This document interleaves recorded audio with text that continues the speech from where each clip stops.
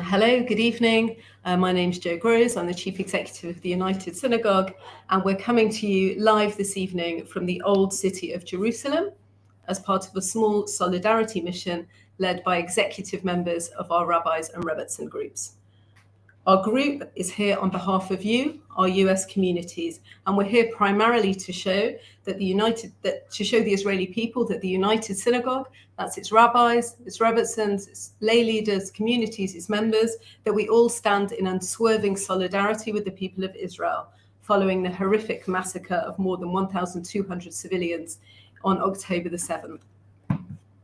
As you will see later, we have also been fortunate enough to have been joined by the Chief Rabbi on this mission today.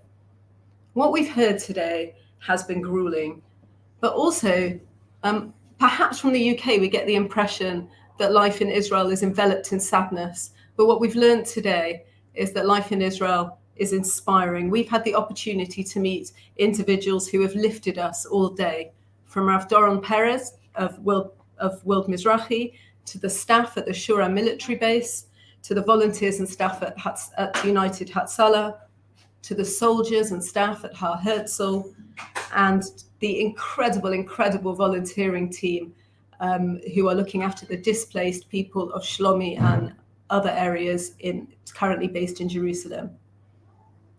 We came here to listen, to learn, to capture the stories of individuals, and to bring those stories back to you in the UK. And we've spoken to and will speak to people affected by the tragedy, those impacted from the terror on the 7th, those who have soldiers and members of their family fighting currently and serving currently in the IDF. And we're going to bring you just a small set of reflections on what we've seen over the first day in our mission, and we look forward to bringing back more on our return. So I'm going to turn first to you, Michael Goldstein, President of the United Synagogue, to tell us a little about some of the people we've spoken to today. Thanks, Jo. Yes, so we arrived at 5:15 this morning on the El Al flight from Heathrow to Tel Aviv, and we got straight into a bus and we went straight to Yad Binyamin, which is a town about 20 minutes or so from Ben Gurion Airport. We went there to daven Shacharit, which we did. We joined the community for Shacharit. But the main reason why we went to Yad Binyamin is because it's the home of Rav Doron Perez. Some of you may know Rav Doron Perez. He's chairman of World Mizrahi, a wonderful educator, has done great work for Mizrahi that has had a direct benefit to us in the UK.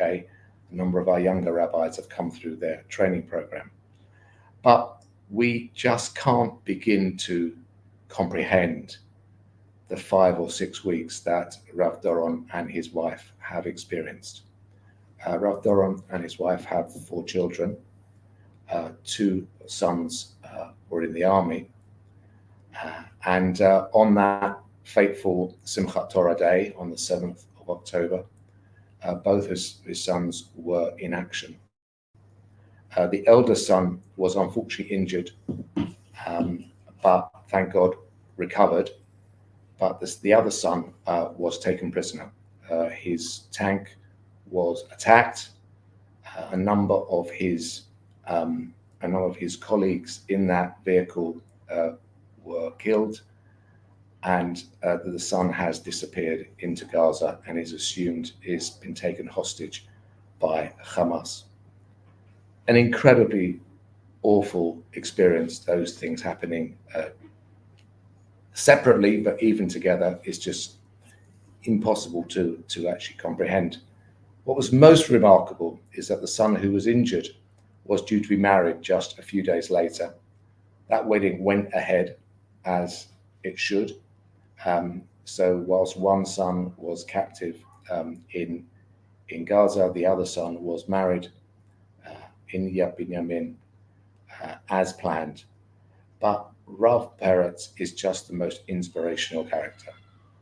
Incredible hope, gave us so much. He gave us strength in terms of the positivity, understanding this in the context of Jewish history, thinking about his story. He was born in South Africa, and how it's important that we as Jews look at Israel in only a positive light. So whilst we may be currently a little bit wary of situations in the Galut in terms of anti-Semitism, if we're going to make Aliyah, we have to make Aliyah for positive reasons, because then it'll work.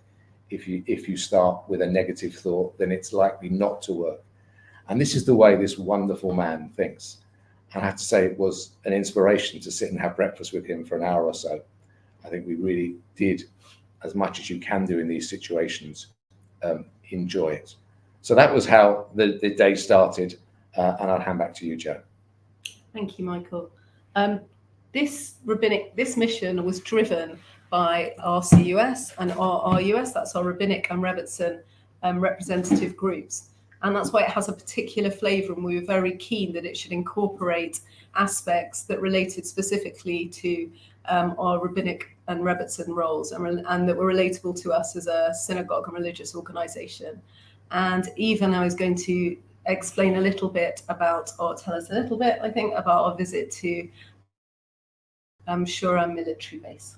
So this morning we visited the Shura military base, the tour was led by Rabbi Bentzi Mann, who used to be part of the United Synagogue. He's part of Tribe, and the chief rabbi joined us there for a very special tour. The tour was a place where it's not a place to take photos. Most people know that we are very respectful and careful when people have passed away, and this was a place overwhelmed by death, and this is a place which is normally for fallen soldiers.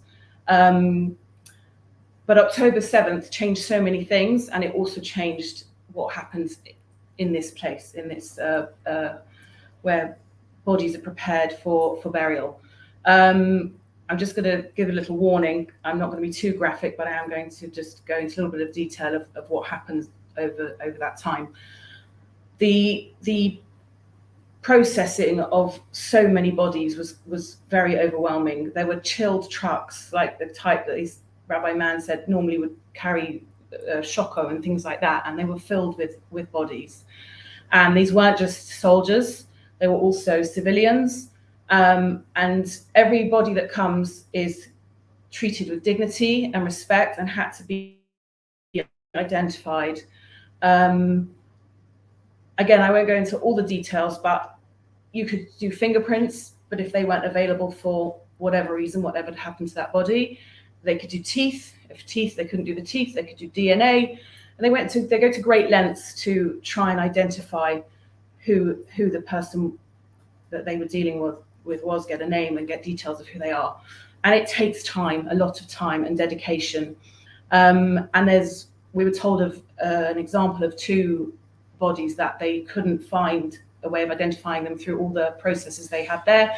And somebody flew to America where they have more available to them to check there, and they managed to use what they have in America, and they came back so that the bodies can be buried here. And it's it was quite someone described it as the sort of the opening of hell, but actually it didn't feel like that. It was very somber, and it was very meaningful, and we felt the presence of what must have gone there, and it actually felt like quite a holy place, because of how the attention to detail and the care that clearly goes on there. We were shown all the different rooms where they would help to prepare bodies for burial, and there were 17 rooms, and they said in all the chaos, if you like, of how much was going on, they had to make another room. They got some temporary walls, and they made another room, and then there were 18 rooms, and that was Chai, and that represents life. And with all this going on, they still could see that we're still here, Am Yisrael Chai, we're still carrying on. You have to see the meaning, the positivity, even when you're dealing with such a serious matter. There was another room with personal belongings where they're carefully itemized so they can go back to the families. And then we moved into the prayer hall, where the chief rabbi addressed us, and some of the other people there addressed us, and we sang, and we came out of there, and there was actually there was a levaya that was going to happen, a funeral that was going to happen, and the body in the coffin came through, and we said Kaddish, and it was very meaningful, and we accompanied the van with the coffin as it left the grounds. It was just a small indication of what has been happened since October 7th, and the mammoth loss of life, and it was very meaningful for the whole group to experience that and to see that. Thank you, Eva, and I should have introduced you. It's Rebbetzin Eva Chapa of Bournemouth and Elstree Synagogue, and I'll also, you help me, Eva, to make a link here, because Eva has 2 sons currently serving as lone soldiers in the IDF, and actually we've really enjoyed seeing them over the last day, and we've also found it to be very powerful to meet many Olim who are currently serving in the IDF, and we've met a few over the course of the day. And actually, we're now going to be able to show you a short video of Rabbi Liss of Highgate Synagogue having a conversation with one of those Olim. Hi, I'm Rabbi Liss from Highgate Synagogue, and I'm sitting together with my good friend, member of Hampstead Garden Suburb Synagogue, and also honorary member of Highgate Synagogue, Sam Wolfson, who is bravely serving in the IDF. And it's been a real privilege to spend some time with you this afternoon. And we're broadcasting to our members back in England, and wanted to know if you have a message that you want to share with everyone back home. I think the first thing is that all the support is really appreciated. It's also very felt. I was in Kerem Shalom on the border with Gaza and Egypt on the first few days of the war, and we got deliveries and supplies from England and France and Israel and America, and it really felt like we were supported from the entire world. So definitely keep that up. It's amazing. And also to keep the strength at home, especially for English lone soldiers. It's very nice not to have to think about your family at home. Unfortunately, there are bigger things on their mind, especially the soldiers fighting, especially the soldiers supporting. It's nice to know that their family is strengthening them from behind, and they can focus on the tasks they have here. Thank you, Sam, and please know and please pass on to the other members of your unit and your friends that in Britain we are thinking of you. We're caring for you, we're davening for you, and we're supporting you. Thank you for what you're doing. Thank you very much.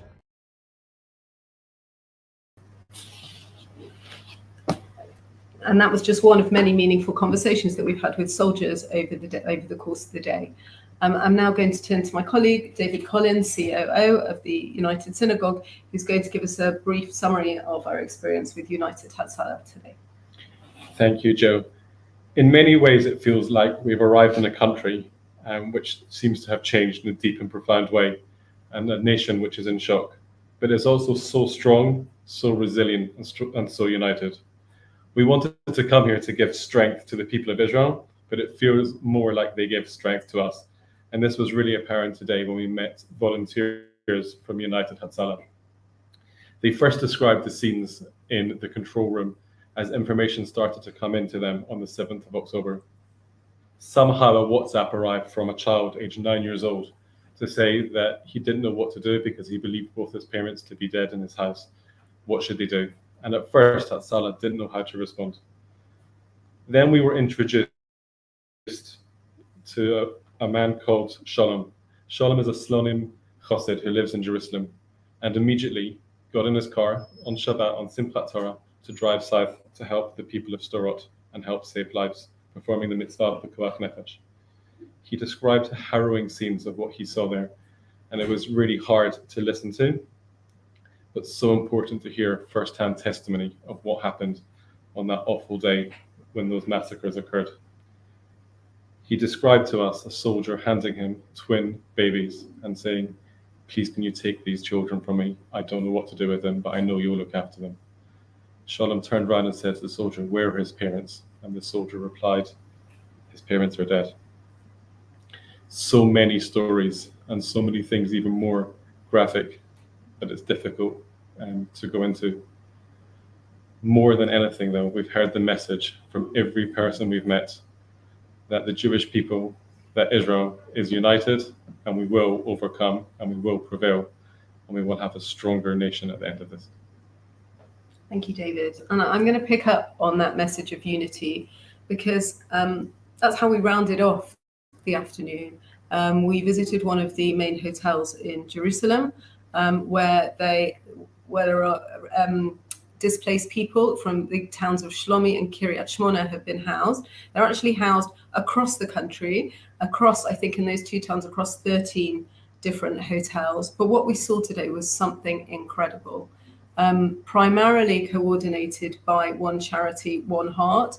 There are hundreds upon hundreds of volunteers who have set up mini communities within the hotels. And it's something that we in the United Synagogue would be able to relate to. Although initially you got the sense that the first week, as people moved into the hotels and families were nervous and they weren't used to being in large cities, and there was a mixture of cultures as both towns came together. It sounded very chaotic at the beginning. Actually, when we arrived to somewhere with calm and order. Out of that hotel, they are running Ganim, the kindergartens, they're running a school, a primary school, they're running special needs. There's a chemist that they've set up. There's ongoing provision of clothing to those who donated arts and crafts materials via us through your communities. Thank you. We were able to deliver that, as well as clothing, to the centre today.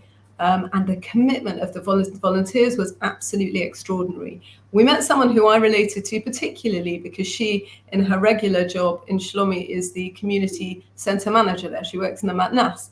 Her job now is to oversee this entire operation of displaced people. And she spoke with huge passion about the work and also she explained to us, along with a colleague, about the psychological support that they were offering those people who have been displaced. We met Tal, a mum of 3, and she explained how very difficult it was to uproot and to move to Jerusalem.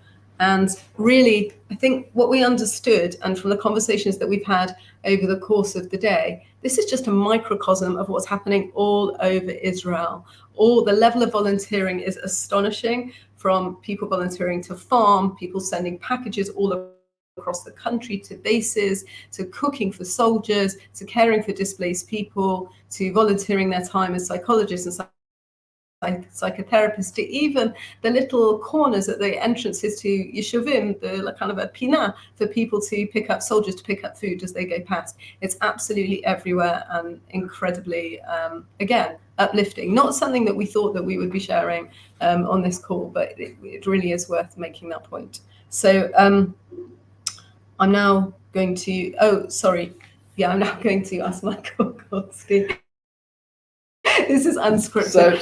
So just finally, we decided when we were planning this over the last couple of weeks that we, as a community, we've got quite a number of young people who have got their gap years, and that they are here in Jerusalem. So we just decided we would have open house, and we got the contact details through Tribe of all the young people that we knew who were in Israel for the year, thinking really that they would be they'll be downbeat, and perhaps we would be able to give them some pizza and make them feel better. But over 60 turned up tonight. We've just finished there, and I have to say it was a quite inspirational evening with the chief rabbi and a number of us with them. They all talked about how they are delighted to see a very strong Israel, an Israel that was very divided when they first arrived here, in that before these atrocities with the political goings on, that there had been a great deal of division here. There's now an enormous amount of unity, an enormous amount of strength.